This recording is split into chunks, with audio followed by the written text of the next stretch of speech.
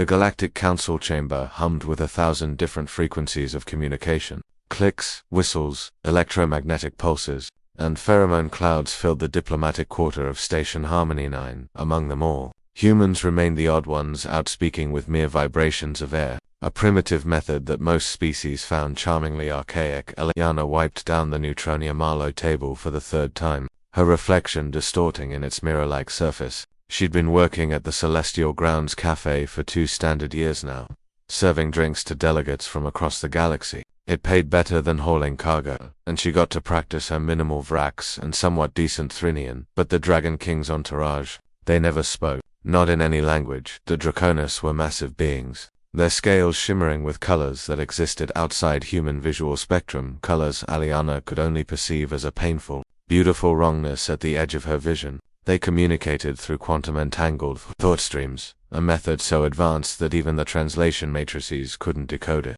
To everyone else in the station, there were silent monuments of power, especially James. The Dragon King's son sat at the corner table every cycle, exactly at 0800 hours. While his father negotiated humanity's petition for a second colony world, James simply ... existed. His scales were darker than the others. Deep obsidian shot through with what looked like veins of starlight. He never ordered anything, never moved except to turn pages of a datapad that displayed Earth literature Shakespeare, mostly, which Aliana found oddly endearing. Same as always, she asked him during his 15th visit, knowing she'd get no response. But this time, something changed. James's head lifted, those multifaceted eyes, each one containing what looked like a collapsing galaxy, fixed on her. For a moment that stretched between heartbeats, Aliana felt something brush against her mind. Not words, exactly. More like ... understanding, warmth, curiosity. She nearly dropped her tray. Can you understand me? She whispered. The massive head dipped once, a nod. A human gesture from a decidedly non-human being. Aliana's heart hammered against her ribs. The Galactic Council had spent 3 years trying to establish basic communication with the Draconis delegation. Linguists, xenopsychologists, AI translation matrices, all had failed. And here she was, a waitress from New Detroit, apparently having a conversation. Why doesn't anyone else know? She asked, sliding into the seat across from him. Protocol be damned. James's closed talon, the size of her forearm, carefully tapped the datapad. Words appeared on the screen. They do not speak simply. They speak with agendas, politics, fear. You speak with kindness. I can hear that. Aliana felt something catch in her throat. So all this time, ...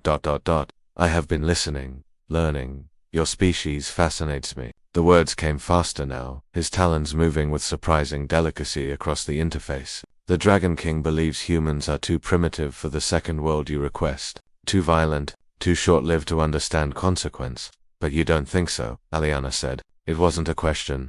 I think you are the only species that looks at the stars and feels homesick for places you have never been. I think you are the only ones who write poetry about death because you know it is coming. I think ... He paused, those galaxy eyes swirling with something that might have been emotion. I think humanity's weakness is its greatest strength. You know you are small, fragile, temporary, and you try anyway. Over the following cycles, they developed a routine. Aliana would take her breaks at James's table, and he would show her things through his datapad philosophy from species long extinct. Mathematical proofs that made her head spin, recordings of nebulae being born. In return, she told him about Earth, about rain, about her grandmother's garden in the Michigan countryside, about jazz music and street food and the way snow felt melting on your tongue. She told him about hope. The council votes tomorrow, Aliana said one cycle, her coffee growing cold between her hands. If your father votes against us... James's scales rippled, colors shifting through spectrums she couldn't name. His claws moved across the datapad. He will vote as tradition demands. The Draconis do not grant second worlds to species who still war among themselves. Then it's over. Perhaps not. The next day, the Galactic Council chamber was packed beyond capacity. Aliana watched from the public gallery as the Dragon King rose to cast his vote, his massive form making the other delegates look like insects by comparison. The quantum translators hummed, attempting to make sense of the Draconis thought stream. But then something unprecedented happened.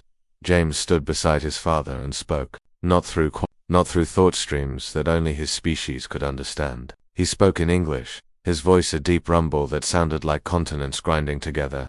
each word carefully shaped by a mouth never meant to form human language. I have watched ... humans, James said, each syllable an obvious effort. The entire chamber fell silent. They are ... small. They are ... brief. They are ... flawed. Aliana's heart sank. But they ... dream. They love. They hope ... when hope ... is foolish. James turned those cosmic eyes toward the human delegation. They write ... beauty in the face of entropy. They reach 4 stars, knowing they may never ... arrive. He looked at his father then, and something passed between them, some communication beyond Aliana's ability to perceive. Humanity deserves not mercy. They deserve ... recognition. They are ... proof that weakness and strength are not ... opposites. They are the same ... courage. The Dragon King was still for a long moment. Then his scales shifted to a color that made every species in the chamber recoil except the humans, who couldn't perceive it anyway. The translators finally caught up. The vote is changed. Let the small ones have their world. Perhaps they will teach us something after all, later.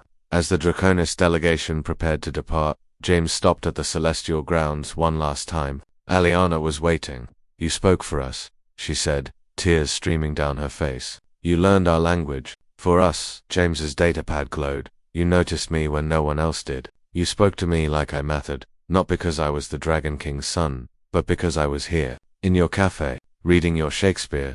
What will you do now? I will study your species more. Perhaps I will write poetry. You have taught me that even temporary things can echo in eternity.